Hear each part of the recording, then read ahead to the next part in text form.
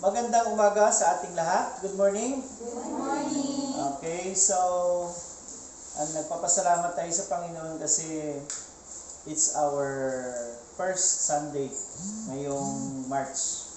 And as instruction ng ating head, Senior Pastor, Pastor Marlene Hubero, na yung March na ito ay magiging buwan ng mga tagumpay.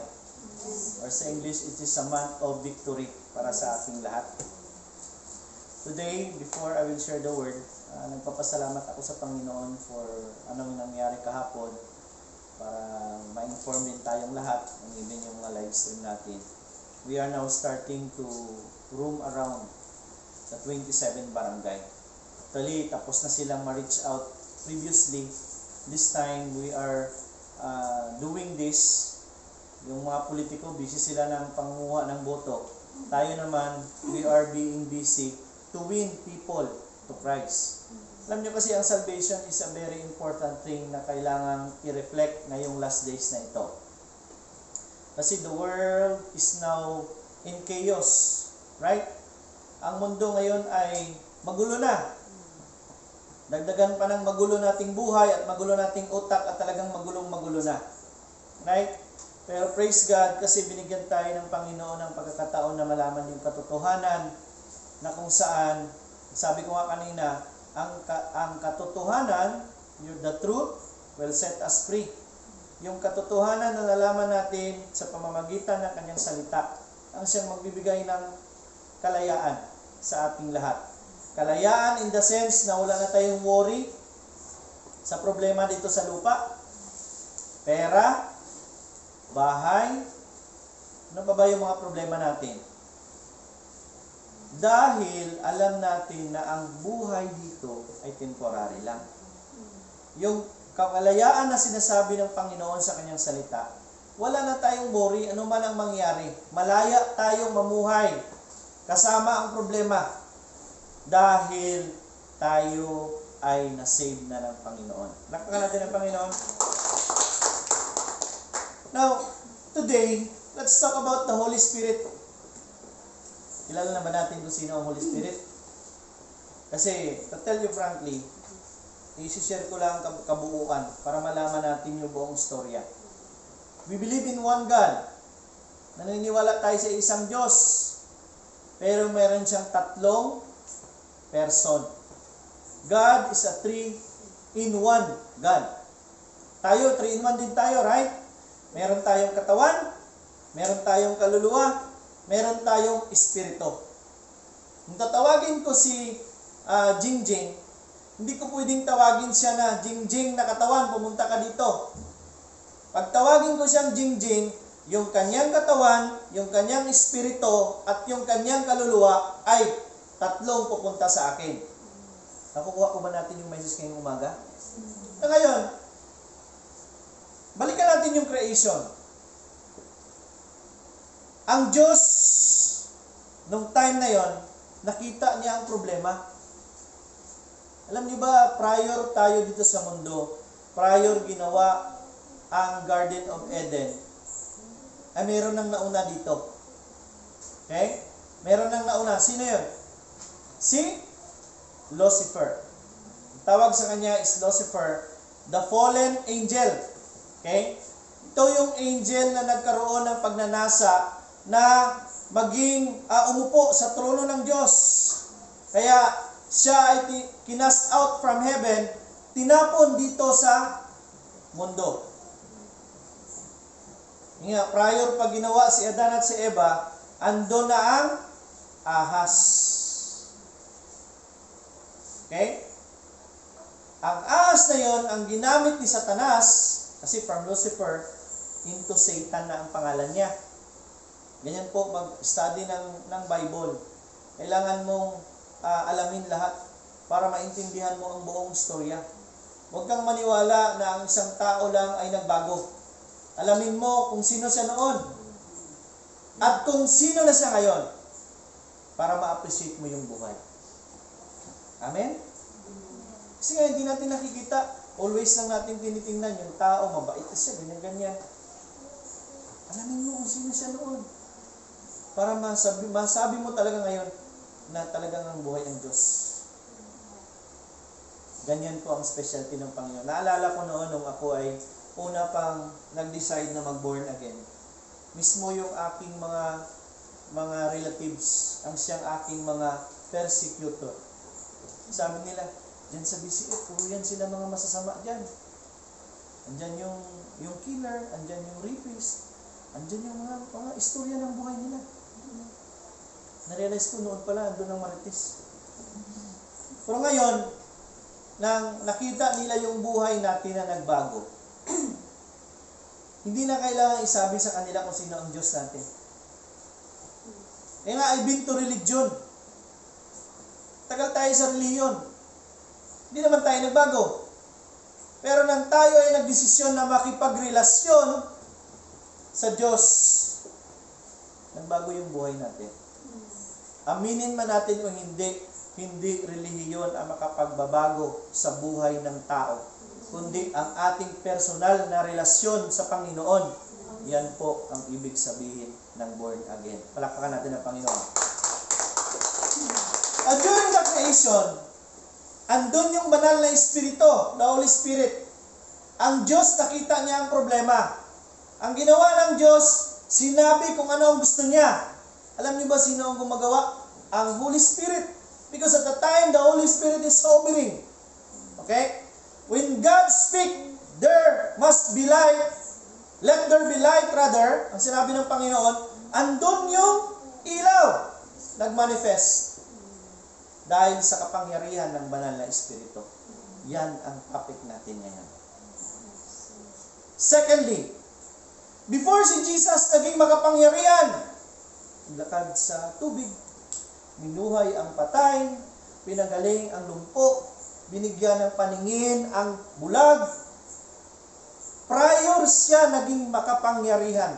Actually, hindi makapangyarihan si Jesus.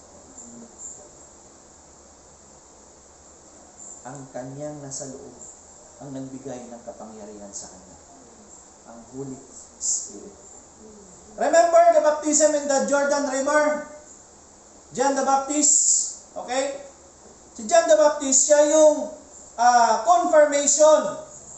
Okay? Tignan yung story. Hopefully, mag-storytelling muna ako ngayon para malalaman natin yung buong story ng Bible. Prior si Jesus ipinanganak, mayroong duda si Joseph at si Mary. Okay? Parang hindi matanggap ni Joseph na totoo yung sinabi ng anghel. Sinong anghel yun? Angel Gabriel. Prior sa nagbuntis si Mary, parang hindi sila makapaniwala. Ang sabi ni Angel Gabriel sa kanya, pumunta kayo sa pinsan mo. At siya ngayon ay nagbubuntis. Ang tawag sa kanyang binubuntis, ang pangalan ng kanyang binubuntis ay si John. John, nang pumunta sila doon, lumuntag yung bata sa sinapupunan. Ano pangalan nun? Elizabeth. Okay? Tingnan natin yung story ng Bible. Para certain tayo sa paniniwala natin. Okay? Kaya maraming taong nauuto na ililin lang kasi hindi nila nalalaman yung katotohanan. Praise God. Pinaalam sa atin ng Panginoon. Kasi itong last days, yung topic ko kanina sa big church, is about deception. Bakit ang tao nadideceive? Kasi kulang ng kaalaman. Bakit ang tao nadideceive? Kasi hindi alam yung katotohanan. Amen? Hallelujah. Are you blessed today? Pagpatuloy ko po. Andiyan siya sa River of Jordan, na una, siyempre mas matanda si John the Baptist kaysa kay Jesus. Okay? Nauna siyang binuntis eh. Ang ginawa ni John the Baptist, prepare yung way para sa kanya. Tayo po ang John the Baptist ngayong panahon na ito. We're preparing the way for people to go back to God. Okay? We are preparing ourselves for Jesus. We are the bride. Aluin ko na yung term kasi gusto ko na we will grow mature. Gusto ko na yung knowledge of truth ma-integrate talaga sa buhay natin. Kasi no matter what will happen, pag andyan ka sa truth, kahit anong sabihin ng ibang tao na bakla sila, lalaki lang po at babae ang ginawa ng Diyos. May introduction ka na sa message ko, na ikaw ay pinanganak, anong nilagay sa birth certificate mo? May homosexual ba doon? Wala. Yun ang truth. Ang totoong ikaw, pag ikaw ay nag-iihi, nakikita mo ang katotohanan. Pero anong ang ginagawa mo? Dinideceive mo ang sarili mo. Dinideny mo ang truth. Hallelujah. Mahirap mamuhay na nakatago. Gusto mong umutot pero di mo magawa. Kaya pawis na pawis ka. Kasi nakatago ka sa katotohanan. Nahihirapan ka kasi nakatago ka sa katotohanan. Amen? Ngayon, nang si John the Baptist, inatasan ng Diyos na ibautismuhan si Jesus sa River of Jordan, pagkatapos niyang ibautismo si Jesus, nang siya ay iahon na sa tubig, mayroong parang isang kalapating bumaba mula sa langit na kulay puti. Yun po ang banal na Espiritu. Umpisa sa araw na yon, hanggang sa natapos si Jesus dito sa lupa, yung kanyang misyon, nagiging makapangyarihan siya. That's the Holy Spirit. Isa pa, later part, nang si Jesus andon sa krus, lukdo-lukdo yung kanyang krus, naturally, bilang isang tao, hindi mo makakaya yun. Hindi mo matatapos yung misyon na yun. Pero dahil sa banal na Espiritu na sa kanya, yung katawan niya lang ginagamit, pinapakita tuloy sa tao na iba ang kapangyarihan pag andyan ang banal na Espiritu sa iyo. Palakpakan natin ang Panginoon. Naitapos niya ang misyon. Pinako siya sa cross. Okay? Namatay. Kasama ang kasalanan nating lahat. Hindi makukuha ni Jesus ang kasalanan mo kung patay na siya. Habang buhay pa siya, andyan siya sa cross. Kinuha niya lahat ng kasalanan. Kaya mayroong message doon. Malapit na po ang Semana Santa. Upuli yung mga Katoliko natin makinig. 7 last words. Ito yung highlight ng 7 last words. Sabihin ko, hindi nauuhaw ako ang last. Ang pinaka-highlight. Ang pinaka-highlight doon, ano? Yung sinabi niya, Father, Father, why have you forsaken me? Bakit mo ako iniwan? Alam niyo ba sa panahon na yun? Yun ang time na kinuha niya ang kasalanan nating lahat. Bakit na tinanong si Father na iniwan siya? Kasi hindi pwedeng isama ang Diyos at ang kasalanan. Umalis ang Panginoon. Iniwan siya doon sa cross. Kagandahan ng buhay pa si Jesus nang kinuha niya. Nakuha niyo ba yung story? Yes. Nang kinuha niya na, okay? Siyempre kasama nang namatay siya. Yung kasalanan nating lahat, inilibing. Kasama yung ating mga kasalanan. Hallelujah! Kaya, no matter how will you do sin, wala nang pangyarihan yung kasalanan dyan. Patay na actually si Satanas. Kasama ang kasalanan doon. Pero may buhay pa tayo. Tayo ang bumubuhay sa kay Satanas.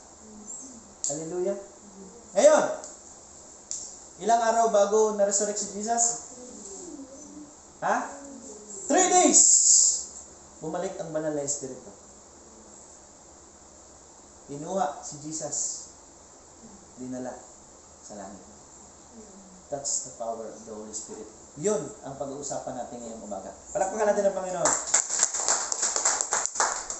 Through the power of the Holy Spirit, believers are saved. Na-save tayo dahil sa banal na Espiritu. Tayo ay na-sanctify. Gagawin mo na sa isang kasalanan, pero bakit ang bilis ng tibok ng puso mo? Parang sobra ka pa sa in love nung Valentine's Day. Kasi andun yung banal na Espiritu. Okay? The Holy Spirit records. Siya yung nagre-record ng iniisip ng Diyos. Okay? Kaya nga, pag andyan sa sayo, nire-remind ka niya, ano ang iniisip ng Diyos. Pag alam mo kung anong iniisip ng Diyos, alam mo anong dapat ipagawa ng Panginoon sa iyo, hindi ka magkakasala. Hallelujah! The Holy Spirit also help Christians in their weakness. Pag tayo ay mahina, tumawag lang tayo, Panginoon, palakasin mo ako. Kahapon is a good tiring day. Sabihin ko sa inyo. Umiikot tayo sa 27 barangay. Piniprehan. We believe in God. We believe in prayer. Because it is only in prayer that God can move. Pag walang tumawag sa Panginoon, hindi siya gagalaw dito sa lupa. Remember the Sodom and Gomorrah?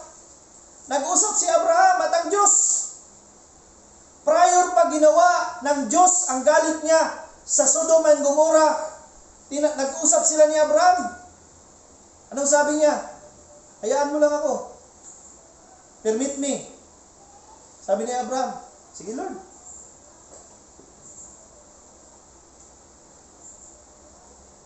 Ikaw ang nagkaroon ng power kung ano ang gusto mo mangyari sa buhay mo. Ano ang i-declare mo ng Panginoon sa pamamagitan ng panalangin? Amen? Ganyan ang Panginoon. Kaya nga, hindi siya nagpipray sa mundo. Ang piniprihan niya yung tayo, yung taong naniniwala sa Kanya. At ang tungkulin naman natin, prihan yung mga tao na hindi Kanya. Did you get the message? Gusto ko mag-level up kasi ang DCF Purity. Gusto ko mapuno tayo ng knowledge of truth. Kasi if you are founded in the knowledge of truth, no matter what will happen, you stand with the truth, you fight, that's the good fight of faith. Amen? Hallelujah. Now, Holy Spirit. Number 1, the Holy Spirit is a helper who teaches and reminds. Siya yung nagtuturo sa atin. At siya yung nagre-remind sa atin. Sabi niya sa John 14:26, ngunit ang patnubay, ang Espiritu Santo na isusugo ng Ama sa pangalan ko. Hallelujah. Sino yan? Jesus. Ang siyang magtuturo sa inyo sa lahat ng bagay at magpapaalala ng lahat ng sinabi ko sa inyo. Ang taong walang banal na espiritu ay malimutin.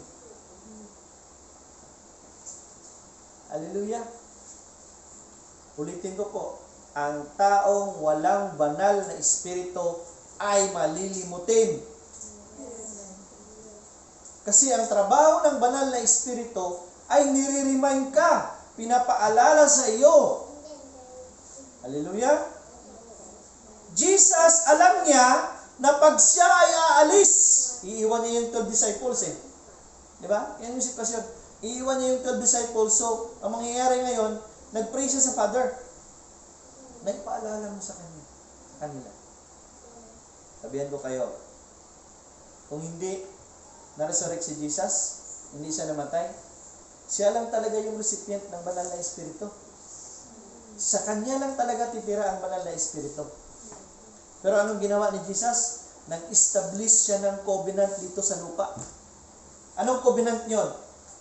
That's an agreement na hindi pwedeng sirain. Paniwalaan mo lang ang sinabi ko. Kahit wala na ako, mangyayari sa iyo. Faith, kaya nga, na nandito si Jesus, din-display niya sa mga tao na kailangan mo maging faithful. Kahit wala na ako, just have faith. Remember na si Peter, naalala niya kasi, because of the Holy Spirit, tingnan natin. Na-remember niya yung story ng Acts. After for a long time, nilang hindi nagkita sila in one place and then nag-pray sila in an upper room. Nag-pray, nag-speaking in tongues sila, and pagkatapos nun, lumabas sila. That's the first time. Lumabas sila at nakita ni Peter yung isang lumpo na ilang taon nang hindi tumatayo. And here comes the Holy Spirit. Pinaalala kay Peter.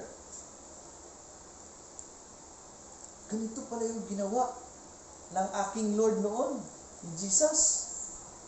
Subukan ko ang gawin. Para praise lang po ito. Para malaman yung story. Pinuntahan niya yung isang lumpo. Ang sabi niya, gusto mo bang tumayo? Opo, ilang taon na akong hindi nakakatayo. Lumpo, ganito, ganyan. Dami siya sinasalita. Storytelling po ako para praising. But if you want to read the details in the Bible, pwede niyo pong tingnan. Ang sabi niya, Nakasmile siya. Andyan sa kanya na sabi niya, subukan ko ang gawin yung sinabi ng aking Lord noon. Sabi niya, silver and gold I have none. But in the name of Jesus of Nazareth, stand up. Biglang tumayo yung lumpo. Power of the Holy Spirit. Palakpakan natin ang Panginoon. Kaya nga, i-remind tayo ng Panginoon. Alam niyo ba kung anong i-remind sa atin ng Diyos? Yung kanyang salita. Hallelujah. Ang tanong, nagbabasa ba tayo ng salita ng Panginoon?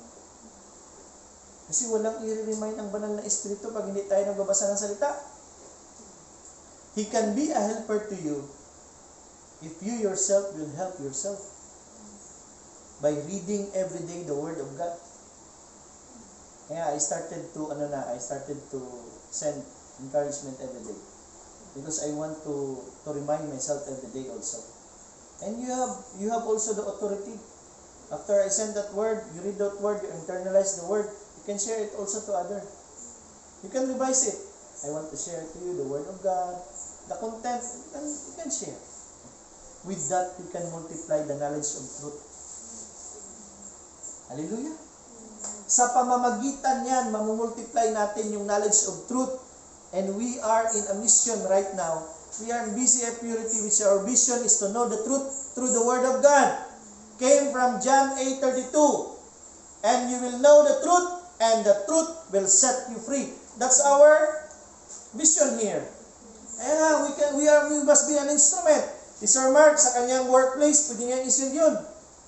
Iba kasi pag-establish ka sa knowledge of truth, walang hiya.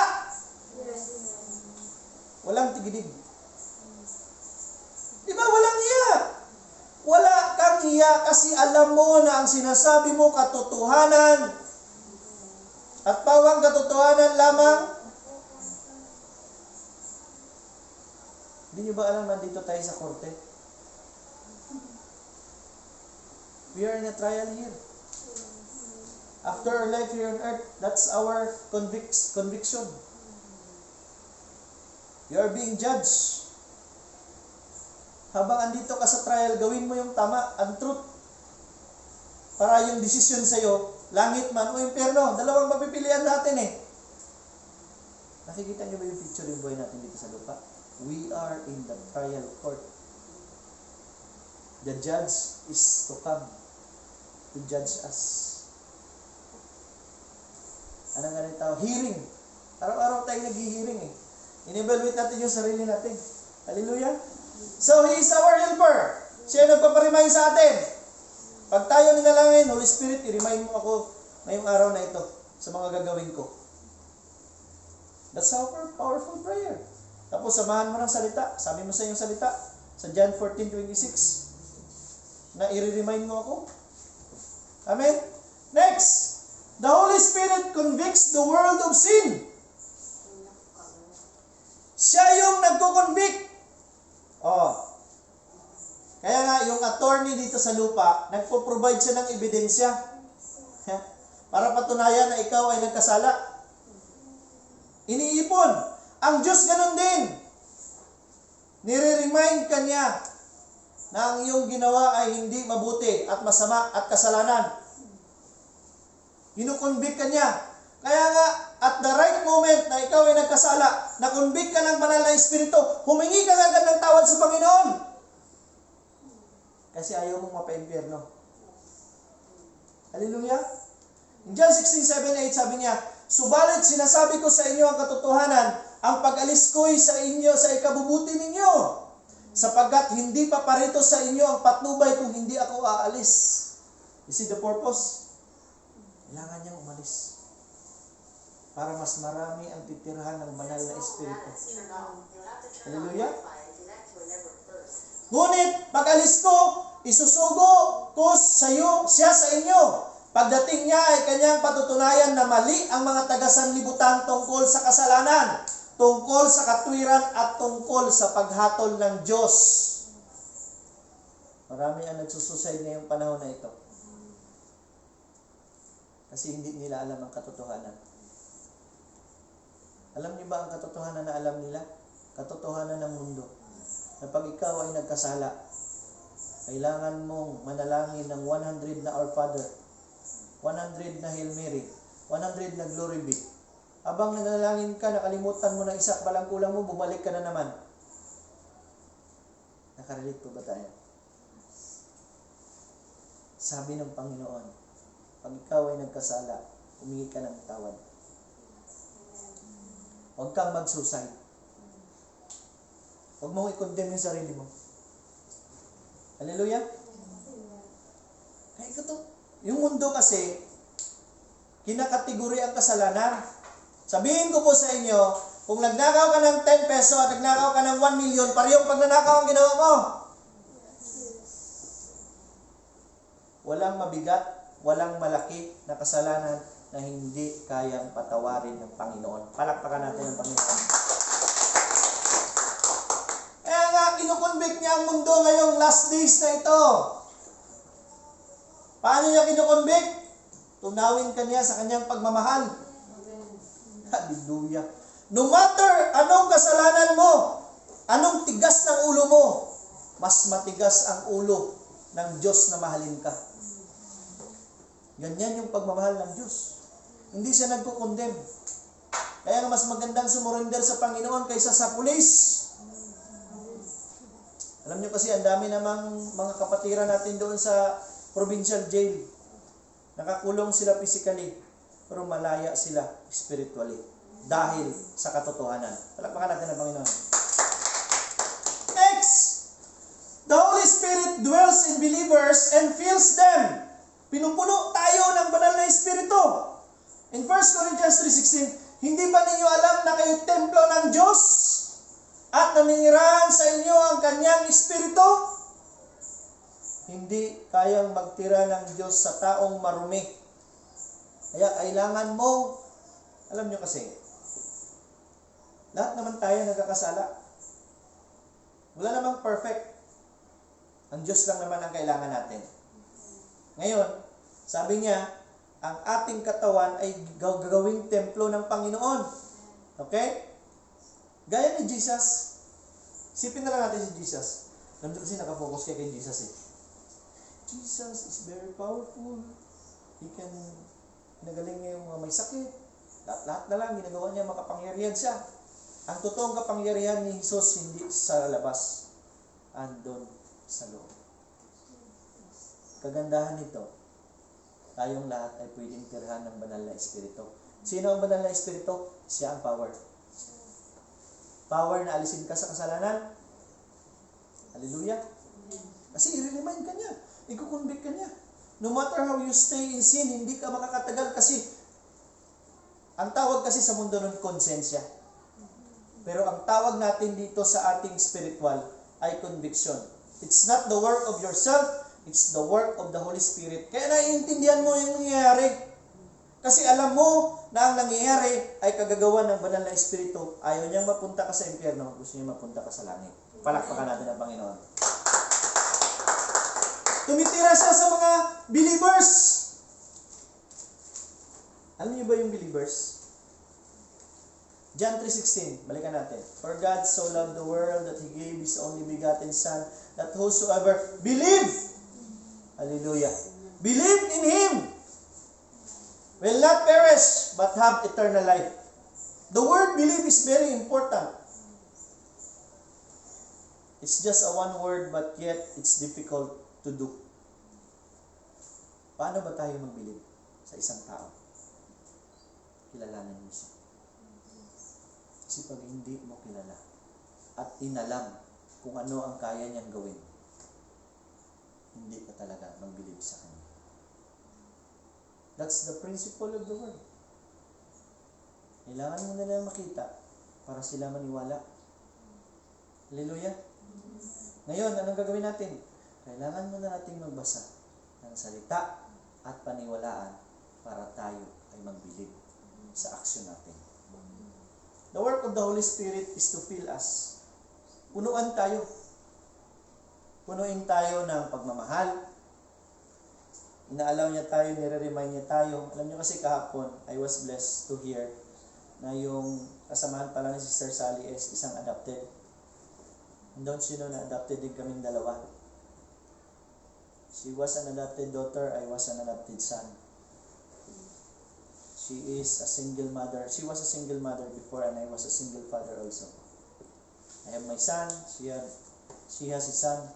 Then we join our force together to display the glory of God. Isang adopted, dalawang adopted, na parehong teacher, parehong may panganay, nagsama ng Panginoon. Alam niyo ba yung story ni Abigail? Nalilito kahit yung mga learners ko sa ALS. Sir, may anak ka na? Oo, 3 panganay. Playboy talaga ito si Sir. Kasi may panganay si Mrs. May panganay ako. May panganay kaming dalawa. 3 ang panganay namin. Isip kung paano ang tao i-attract ng Diyos para malaman na siya ay totoo. Na kaya niyang patawarin kahit sino. Na kaya niyang gawa ng paraan ang mga sirang bagay. Hallelujah! Panginoon kasi hindi mahilig sa recycle. Mahilig siya sa bago. Gusto niya ng bago. Bagong ikaw. Ayaw niya ng luma. Saan ka ba nasiyan? Bigyan ka ng lumang damit o bagong damit? Mas magandang gamitin ang bagong damit. Ganon ang Diyos. That testimony will remain. We are the Salmon of BCF. Is that. And we are reminded of that. That we are fishers of men. Sally and Raymond.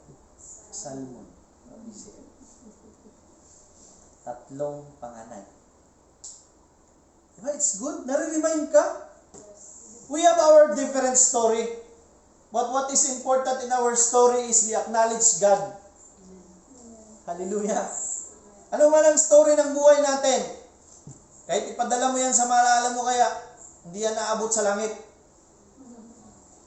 Pero pag pinasalin mo ang Diyos sa storya ng buhay mo, abot yan hanggang langit. Palakpakan natin ang Panginoon. Ang ating katawan ay templo ng banal na Espiritu at the time na sinuko natin yung buhay natin sa Panginoon. Anong ibig sabihin nun? At the time you confess that Jesus is your Lord and Savior, that's the time na ikaw ay pagmamayari na ng Panginoon. Panandalian pa yun. Deposit lang muna yan.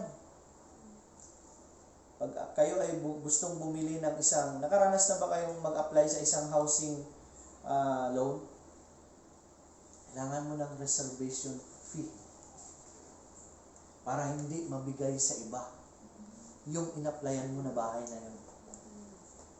Ang Holy Spirit is like a reservation fee sa ating lahat. Ang kagandahan nun, certain na tayo ipagmamayari na ng Panginoon. Okay? Deposit lang yun habang nabubuhay pa tayo dito sa lupa. Kung ikaw ay nagkasala, ay talagang mawawala yung reservation fee mo. Nagandahan nun, pinaalam sa atin ng truth na pag tayo nagkasala, bumalik na tayo sa Panginoon, confess natin yung kasalanan natin. Sabi nga ng salita, kung tumataas man ang kasalanan, mas lumalawak ang grasya ng Panginoon. As sin increases, so as the forgiveness of God increases beyond your increase of sins. Ganun ang pagmamahal ng Panginoon. Palakpakan natin ang Panginoon. Number 4, the Holy Spirit is a source of revelation, wisdom, and power. Ano bang pakiramdam mo pag ikaw ay nakatuklas ng magandang bagay? Hallelujah. Iba namang feeling yung nanalo ka sa luto. Hindi naman yung tuklas. Sabi ng salita in 1 Corinthians 2:10-11, ngunit ito'y inihayag na ng Diyos sa atin sa pamamagitan ng Espiritu. Sinasaliksik ng Espiritu ang lahat ng bagay, maging ang mga pinakamalalim na bagay na may kinalaman sa Diyos.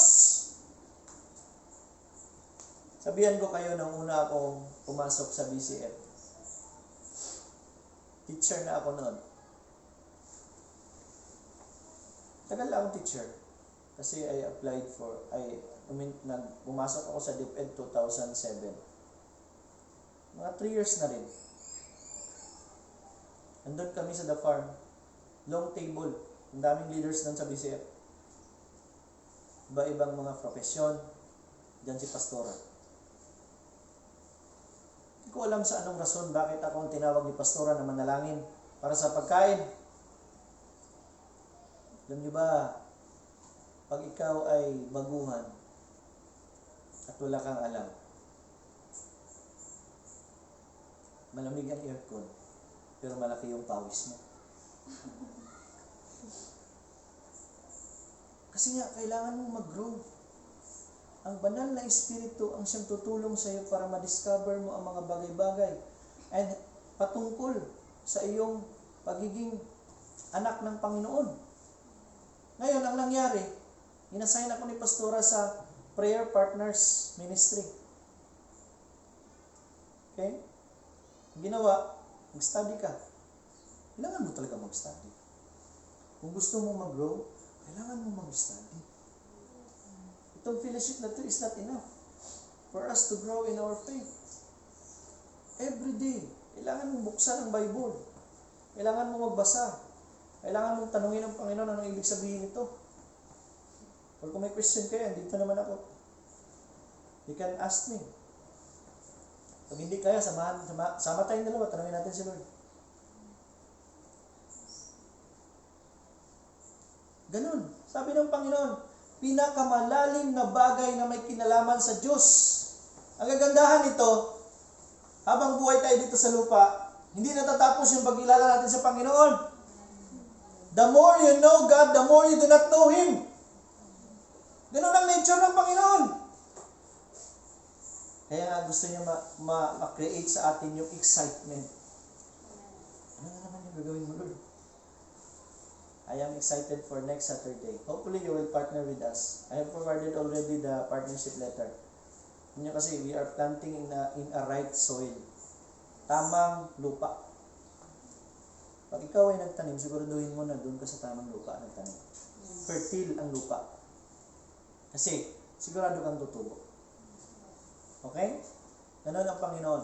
Ngayon, walang nakakaalam sa iniisip ng isang tao maliban sa kanyang sariling espiritu. Hallelujah! Ang Diyos ay nag-iisip. Ang kagandahan, ang banal na espiritu, dinipusit sa atin. Sino ang nakakaisip na iniisip ng Diyos? Ang banal na espiritu. Andyan siya sa iyo ngayon. Walang rason na hindi mo malaman kung anong iniisip ng Diyos. Hallelujah! Balik tayo sa creation para ma-encourage kayo. Na nagsalita ang Panginoon, let there be light, that's the word. That is a word. Composed of letters. English. Composed of letters and syllables. That is a word. Let there be light! Andyan yung banal na espiritu. The Word plus the Holy Spirit equals signs and wonders. Wala namang gumawa ng light. Sinabi lang ng Diyos. Andyan yung banal na espiritu. At nandyan kaagad yung light. Andyan sa atin yung banal na espiritu. Andyan na ba sa atin ang banal na espiritu? Kailangan natin ang salita. Para maging milagro yung buhay natin. Palakpakan natin ang Panginoon. Kaya hindi naman, walang nakakaalam sa iniisip ng Diyos. Ngayon, alam na natin ang iniisip ng Diyos. Kasi andyan yung salita. Binabasa natin. Kung gusto niyo maging powerful yung prayer ninyo, mag-pray kayo gamit ang salita. Kasi nga, ang salita ay hindi pwedeng hindi mangyari. Ang salita ng Diyos ay ang kanyang promisa. Subukan mo na bang makareceive ng promise sa iyong tatay? Sabi ng tatay mo, anak, pag nag-graduate ka, bibigyan kita ng motor. That's a promise. Ang ikaw ay nag-graduate na, binigyan ka niya ng karapatan na singilin. Tay, sana yung motor mo, sabi mo, mag-graduate ako, bibigyan mo ako ng motor. Ganyan ang sitwasyon ng Diyos at nating lahat. Andyan lahat yung kanyang promisa. Ang gagawin lang natin, singilin natin siya. But first and foremost, wag nating kalimutan, kailangan maging anak muna tayo. Dahil ang anak lang ang may karapatan na humingi ng promisa sa kanyang tatay. Palakpakan natin ang Panginoon. Acts 1:8. Nagiging makapangyarihan yung buhay mo. Ako, natututo ako na I go beyond from my limitation. Dali, dalawang message ang piniprepare ko every Sunday. Message sa Big Church at message dito sa Purity. And Saturday is work day for us believers. Kaya nga, nag-iikot na tayo ngayon umpisa sa barangay. And if you want to join us, pwede din para masaya. Makita niyo paano ang ministry ng Panginoon gumagalaw.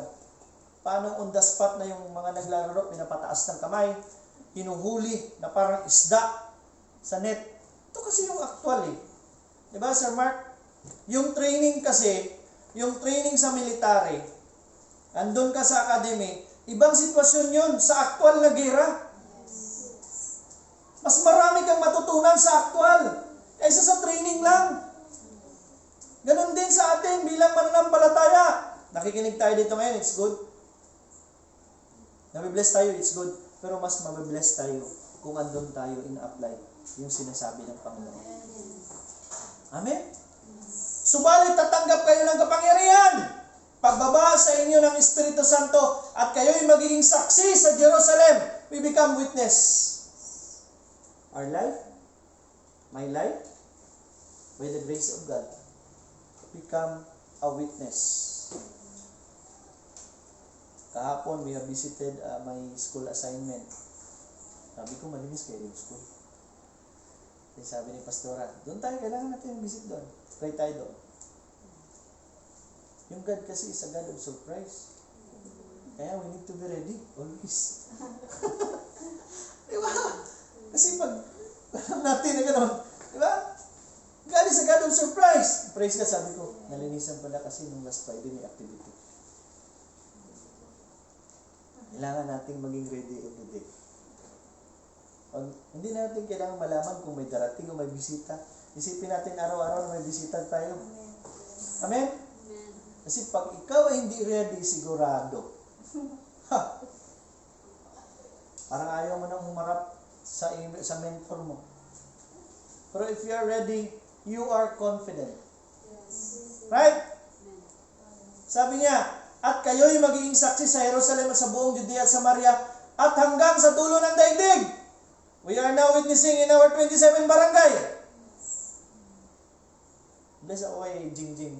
Kasi I was not expecting na andun siya kasali. And andun pa talaga siya nang nagpacking ng mga ano. Sabi ko, I intensify kasi the information disseminated na kailangan prior ng 27, prior ng Sabado, andyan tayo sa church, mga young people, to show your diligence, to show your commitment, that you are really involving yourselves. Huwag tayong paggusto lang kung kailan natin gusto. Hindi kasi gusto natin ang sinusunod natin. Gusto ng Diyos. Amen? Kaya nga, sabi ko, ilan yun sila? 11. O, bigay mo sa akin yung pangalan ng 11. Bigyan natin ng reward yan. Just be excited for that reward. Because God is a God of surprise. Amen? He's a God of reward. Pag napasaya mo siya, sigurado, mas sobrang kasiyahan ang ibibigay niya sa iyo. Amen? So we become witness. Yung buhay natin nagiging witness. Kahit hindi na tayo nagsasalita, nakikita ng tao yung pagbabago natin. Hallelujah. Na-encourage, na-attract yung ibang tao. Dahil sa kapangyarihan ng banal na Espiritu sa buhay mo. Next, in Ephesians 1:17-19, idinadalangin ko sa Diyos ng ating Panginoong Jesucristo, ang maluwalhating Ama, na pagkalooban niya kayo ng Espiritu ng karunungan. This is my prayer request. This is my prayer now. This is my prayer every day to God. Lord, level up my knowledge, my understanding, the wisdom and the revelation para makaserve ako sa iyo. Hallelujah. Sabi niya, naway liwanagan ng Diyos ang inyong mga puso upang malaman ninyo ang pag-asa na para doon ay tinawag niya kayo. Kung gaano kasagana ang pagpapalang inilaan niya para sa kanyang mga banal at kung ano ang di masukat niyang kapangyarihan na kumikilos sa atin na mga nananalig sa kanya, ang dakilang kapangyarihan din yon ang muling bumuhay kay Kristo at nagupo sa kanya sa kanan ng Diyos ng kalangitan. Kung sino yung rason na na-resurrect si Jesus mula sa kamatayan papunta sa buhay na walang hanggan, yun din ang mangyayari sa atin pag andyan ang banal na Espiritu. Amen? Next, the Holy Spirit guides to all the truth including knowledge of what is to come. May katotohanan tayong alam ngayon. Bibigyan at bibigyan pa ng Panginoon tayo ng vision. Okay? John 16:13, ngunit pagdating ng Espiritu ng katotohanan, papatnubayan niya kayo sa buong katotohanan, sapagkat ang sasabihin niya ay hindi mula sa kanyang sarili, kundi ang kanyang narinig at ipapahayag niya sa inyo ang mga mangyayari sa hinaharap. Pag andyan ang banal na Espiritu sa buhay nating mananampalataya, nakakakita tayo ng vision. Hallelujah? Even when I was not a school head before, while having a praise and worship, I am closing my eyes, nakikita ko yung isang flagpole na may flag. I wasn't expect na yun pala ang way ni Lord na ipakita na ikaw ay magiging leader. Ikaw ay magiging school head. It's not all about being school head anyway. It's all about the authority na gagamitin ng Diyos yung buhay mo. Having the authority na isaturate yung workplace mo ng salita ng Diyos at ng katotohanan. And to tell you frankly, as February 14, siguro nakita nila yung live stream natin. Wala talagang nag-greet ng Happy Valentine's. Ang school ay talagang tahimik. At ang ginawa lang nila, sir, pwede kami ka-early out. Bakit? May puntahan kasi kami, sir. Naintindihan ko rin kasi dumaan din tayo sa mga ganun noon eh. As if kasalanan pag hindi ka nakapagbigay ng flowers and chocolates. As if magagalit ka at masisira ang buong araw pag hindi ka nakatanggap ng flowers and chocolates. Diba? Praise God. Dahil sa knowledge of truth, inalis tayo ng Panginoon sa sitwasyon na yun. Amen. Ayan, nakasmile si Ma'am M. Sabi niya, iba pala talaga, Pastor, pag hindi ka na nag-expect, doon ka sa Diyos mag-expect. Kasi ang pagmamahal ng Panginoon ay sobra-sobra. Hallelujah. Next, number 6. The Holy Spirit gives spiritual gifts to believers. In 1 Corinthians 12:7-11, para sa ikabubuti ng lahat, ang bawat isa ay binibigyan ng patunay na nagpapakita na sa Kanya ang Espiritu. Ang ilan sa atin ay napagkalooban ng kakayahang magsalita ng mensahe ng karunungan. Teacher. We are teachers. Ang iba naman ay pinagkalooban ng kaalaman. Subalit isang espiritu ang nakakaloob nito. Ang espiritu ring iyon ang nagkakaloob sa iba ng pananampalataya ng Diyos at sa iba ay ang kapangyarihang magpagaling sa mga may sakit. I remember one time, pumupunta tayo sa hospital. Ngayon kasi pandemic na, pinagbabawalan na ang lahat. Ano ba ang kaibahan ng alert level 1 at alert level 4? Parang pareho lang naman eh. Matigas ang ulo ng tao. Diba? Pupunta tayo sa hospital, naglilihans tayo sa mga may sakit. In the name of Jesus, Panginoon, dadala natin yung salita. Ano man ang ginawa mo na pagaling o healing noong panahon na gagamitin mo lang itong kamay ko.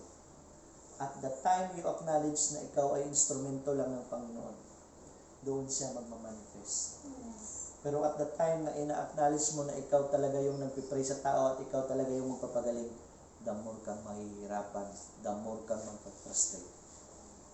After you speak, sabi ng Panginoon, 10% lang sa iyo, akin ang 90%. Bakit ginagawa mo yung 90%? Sige, gawin mo na lang.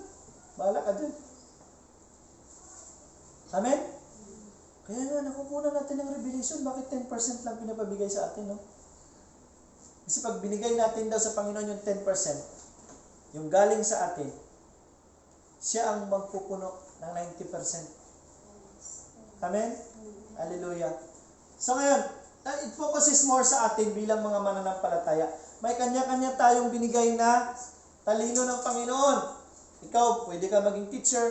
Siya naman ay magiging evangelist. Mayroon namang tinatawag nating apostle, nagtatanim. Pero we are in one body. Isa lang yung ulo natin. Ang tao, ang dalawang ulo ay hindi magandang tingnan. Ang tawag sa tao na yun ay insekto. We are in one vision. Kung ano ang sinabi ng ulo, lahat ng katawan ay mag-follow. Amen? That's the Holy Spirit. Next, number 7. The Holy Spirit is a seal in the lives of believers. Kung sino ang nagmamay-ari sa iyo, siya rin ang magtatak sa iyo. Sino ba sa inyo mayroong alagang baka? Nakaranas na makakita ng baka na may tatak dito sa may puwit banda? Ang tawag doon credentials, di ba? Ibig sabihin, itong baka na ito ay nabibilong sa itong area na ito. Now, ang banal na espiritu naman, sabi niya sa Ephesians 1:13, sa pamamagitan ni Kristo kayo rin na nakikinig ng salita ng katotohanan ng magandang balita na nagdudulot ng kaligtasan at sumampalataya sa Kanya ay pinagkalooban ng ipinangakong Espiritu Santo bilang tatak ng paghihirang sa inyo. Iba ang may tatak, Holy Spirit. Iba manalangin, iba magsalita. Mayroong pagkakaiba. Dahil sa kapangyarihan. Dito lang yung kaya mo. Pero nandyan yung banal na espiritu, sumubra ka sa kinakaya mo lang. Because the Holy Spirit is the power for you to go beyond your limitation and your capability. Amen? Blessed ba tayo na malaman kung sino ang Holy Spirit at anong kaya niyang may bigay sa atin? Palakpakan natin ang Panginoon. Number 8. The Holy Spirit helps in a Christian weakness and intercedes for them. At the time na ikaw ay sumusuko sa Panginoon at nagiging totoo sa Kanya, gumagalaw siya sa panalangin mo. Ano bang weakness natin? Pagkain? Pera? Babae? Bag? Damit? Sapatos? Ang ibig sabihin yan, ang gawain ng banal na espiritu sa atin ay dinidisiplina tayo. Hallelujah? Para wag tayong sumubra. Sabi ng kasabihan, ang lahat ng sobra ay nakakasama. Kaya nga, lumabas yung kanta na, too much love will kill you. Kasi too much of something is bad. Ang gawain ng banal na espiritu naman, ay siya yung nagbibigay ng direksyon sa atin. Paano natin i-overcome yung weakness natin na magiging strength natin? Amen? So ngayon, gayon din naman, tinutulungan tayo ng espiritu sa ating kahinaan sapagkat hindi tayo marunong manalangin ng nararapat. Remember nyo, based on testimony, hindi mo alam yung i-pray mo. Hindi mo alam yung i-pray mo, pero at the time you open up your mouth, parang hindi matapos yung prayer mo. Sabi pa sa Holy Spirit. Hallelujah. Ang Diyos na siyang nakakasaliksik sa puso ng tao, ang siyang nakakaalam kung ano ang kalooban ng Espiritu, sapagkat ang Espiritu ang namamagitan para sa atin ayon sa kalooban ng Diyos. We are praying in Jesus' name. We are not praying in Mary's name. In St. Paul, St. Peter, sino pa ng mga santo niyan? We are not praying.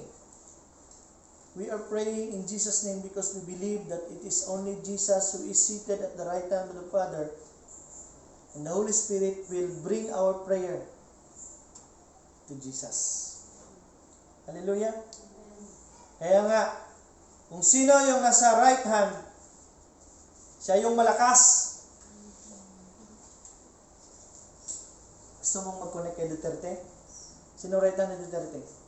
Si Bongo. O, makipagkaibigan kay Bongo para maging malakas ka kay Duterte. Ganun naman yung nature dito sa lupa eh. Gusto mong ma-enjoy yung benepisyo at pabor, doon ka sa malakas, doon ka sa may kapit, may koneksyon. Praise God. Koneksyon natin ang Diyos sa pamamagitan ng banal na Espiritu. Ano bang meron sa Diyos? Siya lang naman yung source ng lahat. Anong kailangan mo? Pera? Hindi, galing sa langit yan. Dito yan sa lupa. Kaya yung prayer mo, Lord, i-provide mo yung pangangailangan ko. Gumamit ka ng tao. Have your way, Lord, na ma-provide itong pangangailangan ko. Huwag kang tumingala sa langit. Lord, bigyan mo ako ng milyon.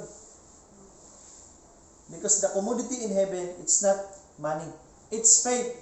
Pag mayroon kang faith, i-honor ng Panginoon sa langit, gagalaw siya dito sa lupa. Ang trabaho ng banal na Espiritu, i-convict ang tao, pumunta sa iyo, nagtaka ka, may nagbigay ng pera sa iyo. Bakit mo binigay? Basta ibigay ko lang sa iyo, huwag ka na magtanong.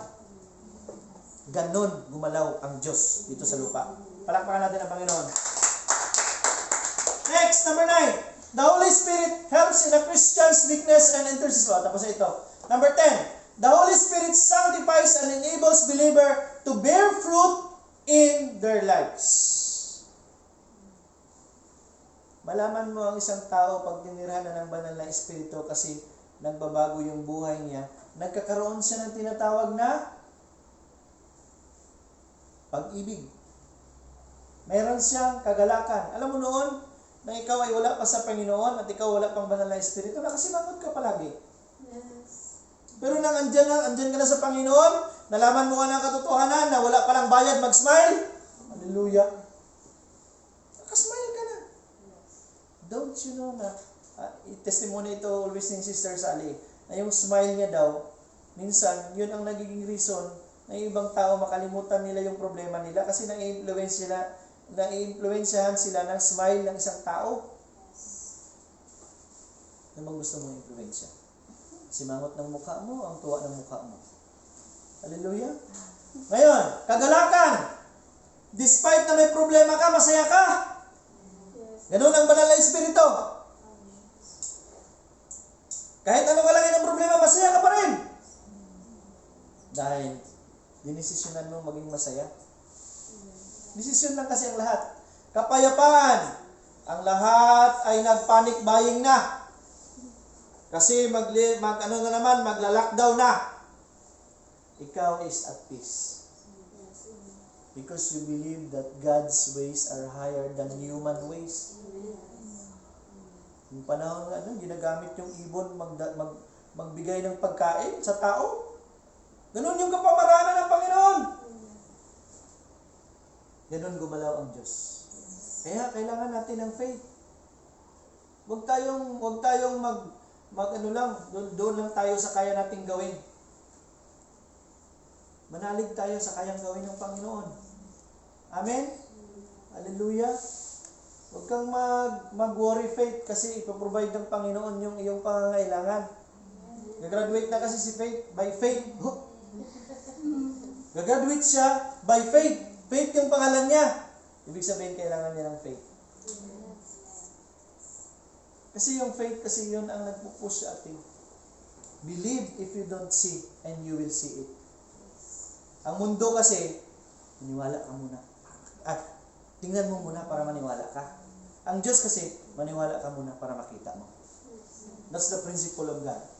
Subalit ang bunga ng Espiritu ay pag-ibig, kagalakan, kapayapaan, pagtiyaga, kabaitan, kabutihan, katapatan, kahinahunan, at pagpigil sa sarili. Walang batas laban sa mga ganito. Ano bang ginagawa sa batas? Ito, may pulis tayo dito. Ano bang ginagawa sa batas? Ang batas ay sinusunod. Ang batas ay ino-observe. Okay? Araw-araw, kailangan nating manalig sa Panginoon.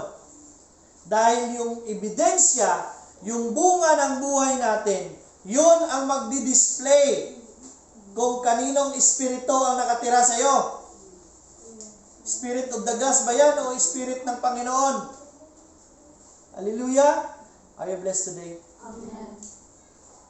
Ang sabi ko kay Pastor kagabi, kung totoong gusto mong tumubo sa iyong pananampalataya, kailangan mong malaman buo itong Trinity na ito.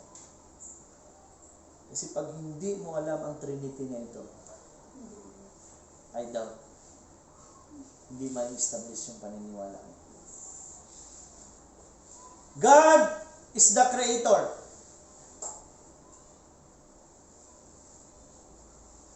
Because of sin of Adam and Eve, naguluhan ang Panginoon. Paano niya naman makukuha yung tao? Dahil sa kasalanan. That's why, because of His love, He sent His only begotten Son in the person of Jesus. For what purpose? Hallelujah. Redeem the humanity sa kasalanan. Na-redeem na naman ang tao. Pero andyan pa rin ang kasalanan dahil ang tao mayroong will. Love talaga tayo ng Panginoon. Pinadala niya naman ang banal na Espiritu para maghari sa iyo, para i-disiplina ka, para turuan ka na hindi ka magkasala.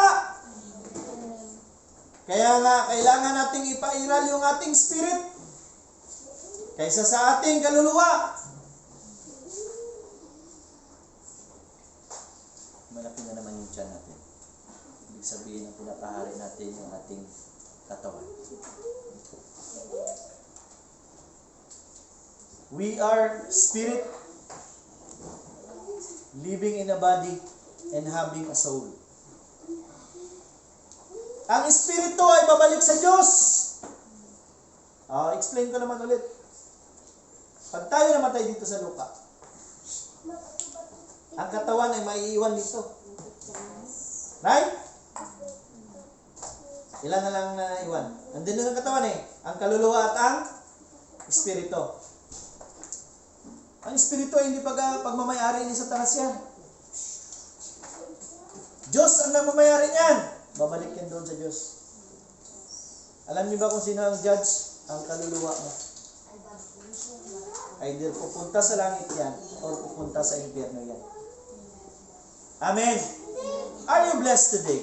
Amen. Gusto ko kasi itong knowledge of truth na ito. Kasi gusto ko madami ang dapat makaalam ng katotohanan. Kasi ang katotohanan na ito yung magpapalaya sa atin sa kapangyarihan ng kasalanan, sa kapangyarihan ni Satanas, at sa kapangyarihan ng ating mga sarili. Hallelujah! Praise God! Tayo po tayong lahat. Sa mga hindi pa po nakatanggap ng banal na Espiritu. Sa mga hindi pa po nakatanggap ng banal na Espiritu, tanggapin natin si Jesus. Kasi ito yung pamamaraan ng Panginoon para ma-enjoy natin yung kapangyarihan ng Diyos. Taas natin yung ating mga kamay. Pikit ang ating mga mata. Ang Diyos ay nakikinig at nakatingin sa ating mga puso ngayon. Kung ano ang nasa puso natin, yon ang magbibigay ng kapamaraanan. Nabibigyan tayo ng Panginoon ng pag-ibig, kapayapaan, kagalakan, kahinahunan, pagpipigil sa sarili, katapatan, at kabaitan. Lahat tayo magsabi, Ama naming nasa langit, maraming salamat sa iyong bugtong na anak, na si Jesus, na siyang namatay para sa aking makasalanan, para bigyan ako ng kalayaan. Salamat, Panginoon, na sa araw na ito, nabigyan mo ako ng pagkakataon na sabihin sa iyo na ako ay nagkasala. Inaamin ko na hindi ako perfect. Simula sa araw na ito, I confess with my mouth, believe in my heart, that Jesus is my Lord and my Savior. Naniniwala ako, Panginoon, na ang aking pangalan ay naisulat mo na. Patuloy mong isusulat sa libro ng mga buhay. Banal na Espiritu, tinatawag kita.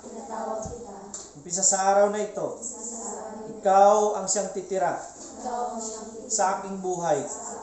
Ang aking guide, ang magtuturo kung ano ang dapat kong gawin. At siyang magdadala sa akin, pareho kay Jesus, sa buhay na walang hanggan. This is my prayer. In Jesus' name, Amen. Let me pray for you.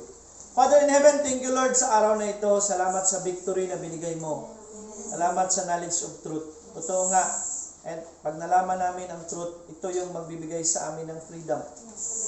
Ito yung magbibigay sa amin ng kalayaan, Panginoon, na mamuhay at maniwala na wala ng kapangyarihan at kasalanan sa amin. Na meron na kaming buhay na walang hanggan. Na kami ay niligtas mo na sa kapangyarihan ni Satanas, sa kapangyarihan ng kamatayan, at sa kapangyarihan ng impyerno. Salamat, Panginoon, sa iyong ginawa sa araw na ito.